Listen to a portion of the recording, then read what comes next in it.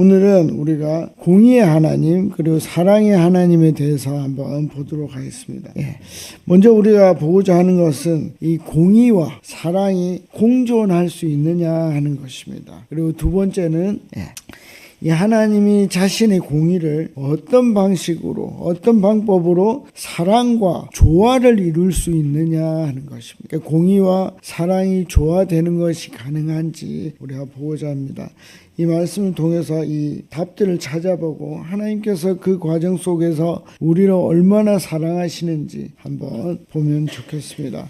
자, 첫 번째로 한번 보시면 하나님은 감정적으로 공의를 나타내지 않으신다 하는 것입니다. 여러분, 공의의 하나님에 있어서 굉장히 중요한 부분이 있습니다. 그건 뭐냐면 하나님이 공의를 행하실 때 감정이 실리느냐 실리지 않느냐 하는 것입니다. 그럼 우리가 창세기 3장 8절을 한번 보실까요? 3장 8절에 보면 그날 바람이 불 때 동산에 거니시는 이라는 구절이 나옵니다. 여러분, 그날이 언제입니까? 그날이 언제죠? 생난리가 난 날입니다. 뭡니까? 아담과 하와가 처음으로 선악과를 먹으면서 최초의 범죄가 일어난 날입니다. 바로 그날에 하나님이 어떻게 하셨습니까? 동산을 거닐고 있는 것입니다. 여러분, 지금 하나님이 동산을 거닐 때입니까? 죄지은 놈을 어떻게 해야 됩니까? 단죄해야 되잖아요. 그렇죠? 근데 하나님은 그렇게 하지 않았다는 것입니다. 하나님은 어떻게 하셨죠? 기다리셨습니다. 언제까지? 바람이 불 때까지 기다렸던 것입니다. 자, 다음 한번 보여주시면 학자들이 바람이 불 때라는 것은 저녁 때 해가 진 이유라고 생각을 하고, 그 다음에 이제 거닌다 하는 것은 히브리어로 미트 할레크라고 하는데, 이 미트 하면 다음 거 한번 보여주시면 분사형입니다. 이걸 알 필요는 없어요. 저게 형인지 동생인지 그게 중요한 건 아니고 히트파엘형 분사라는 건데, 이 분사라는 의미가 중요합니다. 이 분사, 히브리어의 분사라는 것은 뭐냐면 반복적으로 이루어지는 일을 말을 합니다. 예를 들면 나 일요일날 교회 가, 그러면 내가 하나님 믿는다 하는 얘기를 하는 것입니다. 반복적으로 이루어지는 일을 이 분사형으로 얘기를 하고 있습니다. 그러니까 바람 불 때 하나님이 동산을 거니시는 일은 어떤 일이다? 늘 하던 일이다 하는 것입니다. 그럼 그 시간이 되면 누구를 만날 수 있다는 얘기입니까? 하나님을 만날 수 있다 하는 것입니다. 그래서 어떻게 됐죠? 하나님은 그제서야 아주 늦게 나타나신 것입니다. 그러면 하나님이 왜 기다렸다가 늦게 나타나셨을까요? 그 이유는 사람이 놀라지 않게 하기 위해서. 여러분, 이거 이해하십니까? 제가 본 바로는 하나님께서 사람을 가장 놀라지 않게 하기 위해서 기다리셨다고 저는 생각을 합니다. 그 다음에 두 번째. 또 뭐죠? 시간이 지나면 어떻게 됩니까? 그 기간 동안에 우리가 회개할 수 있는 거죠. 사람이 하나님께 회개할 수 있도록 기회를 주기 위해서 그 시간을 기다렸던 것입니다. 사실 여러분, 이 과정 속에서 하나님이 인간을 얼마나 생각하시고 하나님이 인간을 얼마나 사랑하시는지, 그래서 우리가 좀 알 수 있으면 좋겠습니다. 자, 그래서 항상 하나님의 공의는 뭐와 함께 간다? 사랑과 함께 간다는 것을 우리가 볼 수 있으면 좋겠습니다. 자, 우리 창세기 3장 11절을 한번 같이 읽어볼까요? 11절 이르시되 시작. 이르시되 누가 너의 벗었음을 내게 알렸느냐? 내가 내게 먹지 말라 명한 그 나무 열매를 내가 먹었느냐? 이게 뭡니까? 이제 하나님이 아담에게 묻기 시작했습니다. 왜 물었습니까? 기회를 주기 위해서입니다.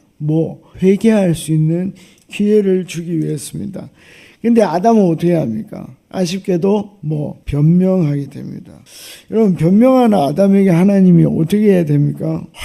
내가 이런 소리 들으려고 너한테 기회를 주는 줄 아냐? 내가 다 봤는데 말도 안 되는 변명이나 해? 이렇게 해야 되죠. 근데 하나님은 그렇게 소리치지 않으셨어요. 어떻게 합니까? 13절을 보시면 차분히 다시 누구에게? 하와에게 묻습니다. 그랬더니 하와도 다시 핑계를 댑니다. 정말 안타깝죠.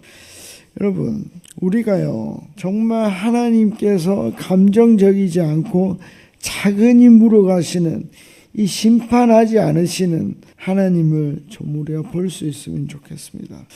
그러니까 창조주인데 누구의 눈치를 보는 거죠? 사람의 눈치를 보고 있는 것입니다. 이것이 사랑과 공의를 함께 품은 하나님의 사랑이다, 마음이다 하는 것입니다. 그래서 저는 우리 모두가 이 하나님의 사랑하신 마음, 이 마음을 먼저 알고 그 다음으로 넘어가면 참 좋겠습니다. 자, 두 번째 한번 보도록 하겠습니다.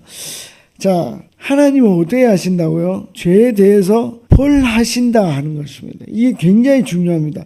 하나님은 어떤 분이다? 벌하시는 하나님이다 하는 것입니다. 이게 굉장히 중요합니다, 여러분. 자, 14절을 한번 볼까요? 어떻게 하죠? 뱀이 이제 벌을 받습니다. 그리고 16절을 보면 누가 벌을 받습니까? 여자가 벌을 받습니다. 17절은 누가 벌을 받습니까? 아담이 벌을 받습니다. 그리고 18절에는 인간으로 인해서 이 땅이, 이 세상이 저주를 받게 됩니다.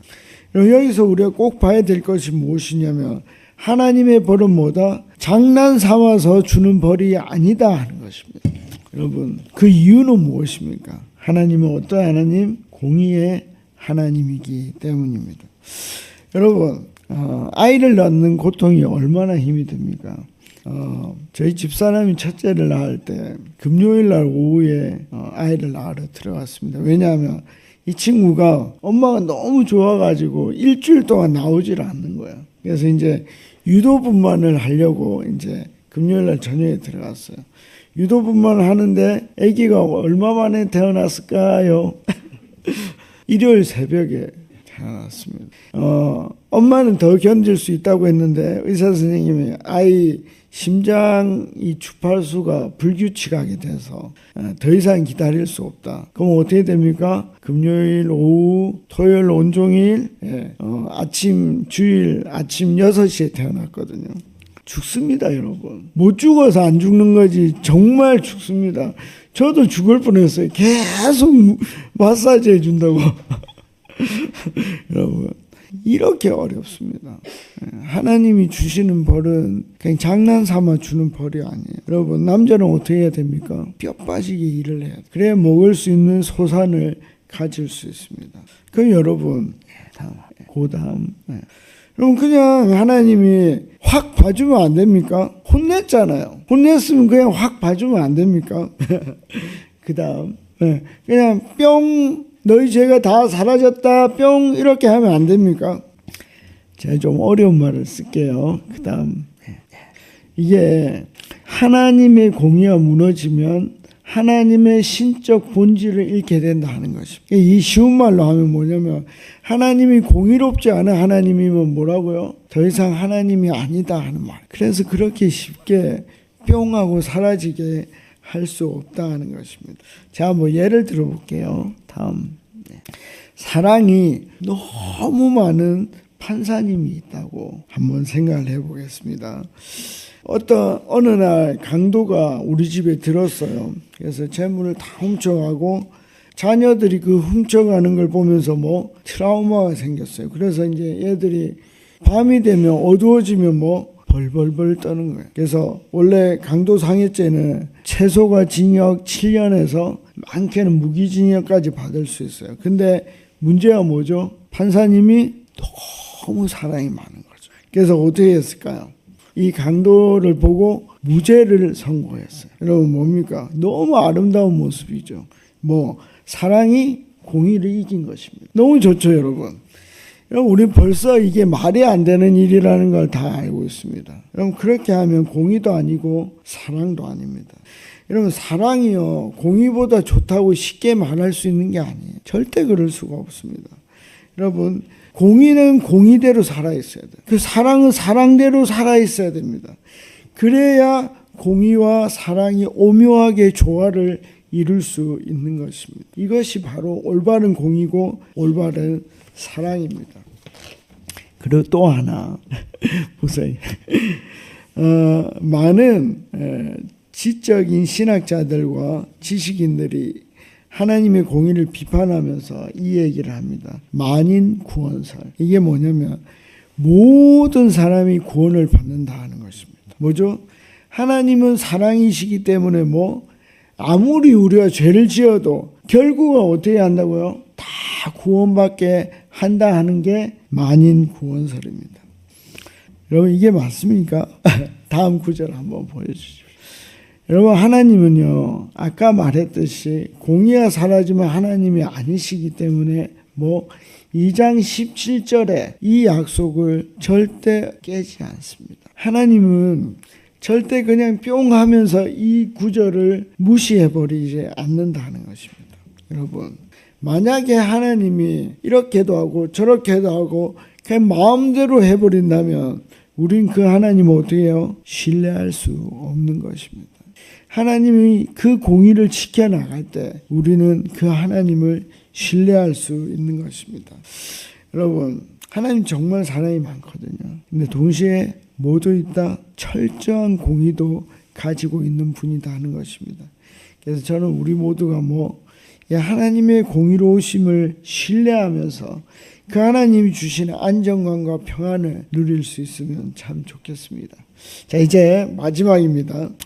자, 그러면 하나님이 이 공의를 지키기 위해서 어떻게 했느냐?